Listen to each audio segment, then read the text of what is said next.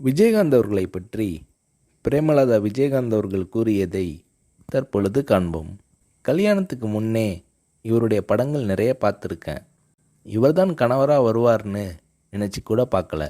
எங்கள் சொந்த ஊரான மூங்கில் துறைப்பட்டில் ஒரு தேட்டர் இருக்குது. அங்கே இவருடைய படங்கள் அதிகமாக ஓடும். புது படமானாலும் பழைய படமானாலும் கூட்டம் அதிகமாக இருக்கும். எங்கள் ஊரில் இவருக்கு நிறைய ரசிகர்கள் இருக்காங்க. இவரது பிறந்த நாளில் நற்பணி செய்ய நான் கூட நிதி கொடுத்திருக்கிறேன்.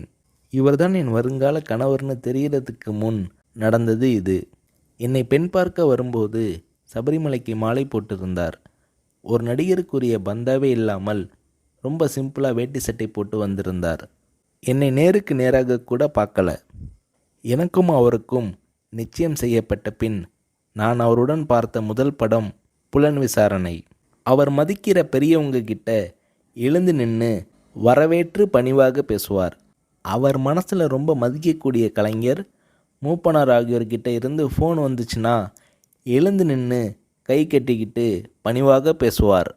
என்னை பிரேமான்னு அன்பாக கூப்பிடுவார்.